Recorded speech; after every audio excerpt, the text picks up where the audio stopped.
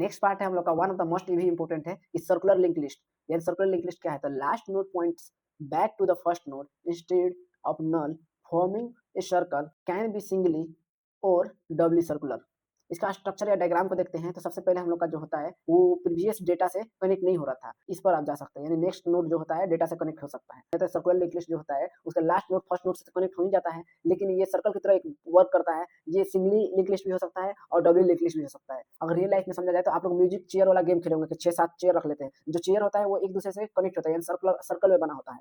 तो उसमें जो बच्चे अगर रन करते हैं तो फिर वहीं पर आकर जो रन करते हैं वो सर्कल में रन करते हैं, और जो लास्ट चेयर होता है, शुरू वाला फर्स्ट चेयर होता है, वो लास्ट चेयर से कनेक्ट होता है। सबसे पहले एल्गोरिथम मतलब सीडो कोड। सीडो कोड में आपको इंसर्ट एट इन किससे किससे होता है, सबसे पहले हेड और डेटा से होता है। इसमें भी पहले कह रहा है क्रिएट ए न्यू नोड, यानी नया नोड को कनेक्ट क्रिएट करना है। फिर न्यू नोड किससे कनेक्ट होगा, डाटा से कनेक्ट होगा। डाटा इक्वल टू क्या होगा, डाटा। यानी जो नया नोड जब हम मतलब बनाएंगे तो उसको उसमें क्या डालना होगा, हम लोग को डाटा को डालना होगा। हेड के बराबर अगर नल हो, इक्वल हो, बराबर हो, तो हेड को किसके बराबर कर देंगे हम लोग, न्यू नोड के बराबर कर देंगे। न्यू नोड को किससे कनेक्ट कर देंगे हम लोग, नेक्स्ट से कनेक्ट कर देंगे, और नेक्स्ट इक्वल टू क्या होगा, हेड, तो रिटर्न कर देंगे। स्टेप 4 में क्या बोल रहा है कि टेम्पोररी हेड, मतलब टेम्पोररी के लिए क्या करते हैं उसको हेड पर सेट कर लेते हैं, यानी कुछ समय के लिए उसको हेड पर सेट कर लेते हैं। टेम्पोररी का डेटा जो होता है नेक्स्ट हेड का डेटा नहीं हो जाता है, तब तक टेम्पोररी को नेक्स्ट पर ही मूव करो, मतलब नेक्स्ट पर ही वो रहने देते हैं। स्टेप 6 में हम बात करें टेम्पोररी को किससे नेक्स्ट से कनेक्ट कर देते हैं, और नेक्स्ट इंक्लूड क्या करते हैं, न्यू नोड को। यानी 6 में जब तक अगर टेम्पोररी का डेटा जो होता है नेक्स्ट हेड नहीं हो जाता है, तब तक टेम्पोररी को नेक्स्ट पर ही मूव करना होता है। इसका मतलब हुआ कि टेम्पोररी का जो डेटा होता है उसको नेक्स्ट से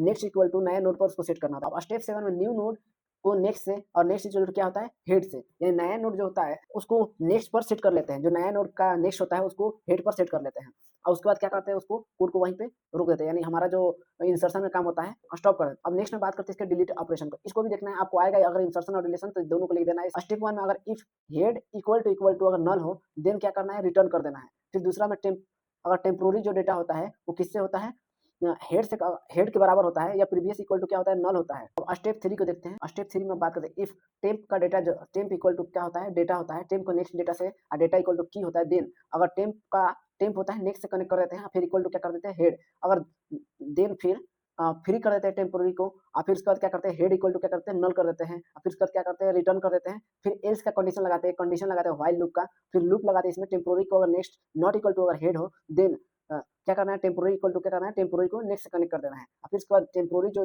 नेक्स्ट से कनेक्ट होता है इक्वल टू क्या करना है, हेड इक्वल टू नेक्स्ट कर देना है। और फिर उसके बाद क्या करना है, हेड को फ्री कर देना है। हेड इक्वल टू टेम्पोररी अगर नेक्स्ट हो तो क्या कर देंगे, रिटर्न कर देंगे। अब स्टेप 4 में अगर बात करें, व्हाइल टेम्पोररी को अगर नेक्स्ट हो और नॉट इक्वल टू हेड हो, एंड टेम्पोररी का डेटा नॉट इक्वल टू की हो, देन फिर प्रीवियस जो होता है इक्वल टू टेम्पोररी हो जाता है, और फिर टेम्पोररी जो होता है टेम्पोररी को नेक्स्ट से कनेक्ट कर दिया जाता है।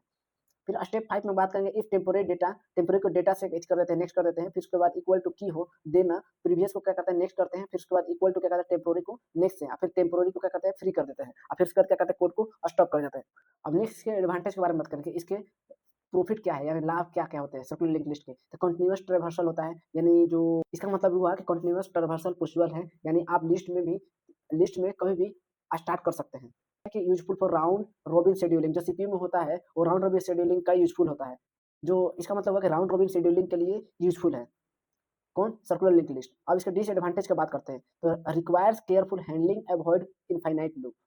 इसमें भी जो होता है जो अगर हैंडलिंग सही से नहीं अगर हुई तो इनफाइनाइट लूप चलने लगता है, मतलब आपका जो मेमोरी स्पेस है भरने लगता है। अगर रियल एग्जांपल देखें तो जो हम लोग फ्री फायर मैक्स खेलते हैं, या बीजीएमआई खेलते हैं, या बहुत सारे वेलोरेंट हैं, ये सब जो होते हैं कहीं से भी स्टार्ट कर सकते हैं गेम से, तो ये सर्कुलर लिंक लिस्ट के एल्गोरिदम पे ही काम करते हैं। अब नेक्स्ट बात करते हैं इसके सर्कुलर लिंक लिस्ट के एप्लीकेशन कौन कौन से होते हैं। सीपीयू शेड्यूलिंग एल्गोरिदम, जो हमारा रॉबिनहुड शेड्यूलिंग जो होता है सीपीयू में, उसके थ्रू होता है, में यूज होता है सर्कुलर, मतलब सीपीयू शेड्यूलिंग के एल्गोरिदम यूज होता है सर्कुलर लिंक लिस्ट। फिर उसके बाद इसका उसके एप्लीकेशन में यूज होता है। फिर उसके बाद मल्टीप्लेयर गेम टर्न्स ऑन, जो भी हमारा मल्टीप्लेयर गेम्स होते हैं, मल्टी वाले प्लेयर, मतलब बहुत सारे खिलाड़ी जो कंबाइन खेलते हैं, वो वाले गेम में हम लोग सर्कुलर लिंक लिस्ट का यूज करते हैं। फिर सर्कुलर बफर में भी यूज किया जाता है। ऐसे आपको टेबल बनाना है, ये की डिफरेंस समरी है, तो आप जरूर इसे बना के आइए एग्जाम में, आपके मार्क्स में इंप्रूवमेंट जरूर होगी। सबसे पहले इसके बात करें फीचर में, तो फीचर में पॉइंटर का, ट्रेवर्सल का और मेमोरी के बारे में बात करेंगे। फिर उसके बाद इसमें कौन कौन सा सिंगली है, डबली है, फिर सर्कुलर है।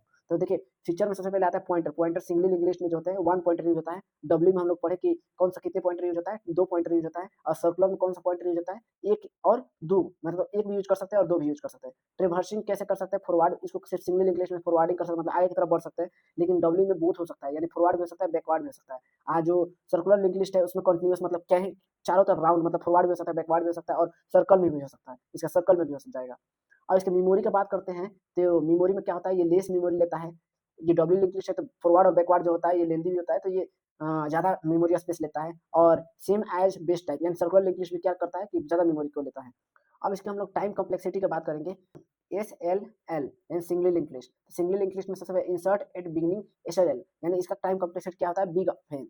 यानी सिंगली लिंक लिस्ट का जब शुरुआती में हम लोग उसका कोड लिखते थे उसका टाइम कॉम्प्लेक्सिटी टीसी क्या होता है, टीसी क्या होता है, बिग ऑफ एन। इसको बिग बोलते हैं, अब इसको बिग ऑफ वन बोलते हैं, बिग ऑफ वन हुआ। यानी इसका अगर डिलीट का ऑपरेशन जब भी हम लोग एल्गोरिदम लिखते हैं सिंगल लिंक लिस्ट का, तो उसका टाइम कॉम्प्लेक्सिटी क्या हुआ, इसका टाइम कॉम्प्लेक्सिटी हो गया हम लोग का बिग ऑफ एन। ये जो होता है टाइम कॉम्प्लेक्सिटी, इसको कांस्टेंट टाइम कॉम्प्लेक्सिटी बोलते हैं। जो डिलीट ऑपरेशन होता है इसमें, तो इसमें टाइम कॉम्प्लेक्सिटी कितना लगता है, बिग ऑफ एन। तो बिग ऑफ एन मतलब लास्ट नोड तक पहुंचने में टाइम थोड़ा सा लगता है, इसलिए इसमें थोड़ा सा टाइम ज़्यादा खर्चा होता है। अब बात करते हैं दूसरा है हम लोग का डीएलएल। डीएलएल मतलब डब्ली लिंक लिस्ट।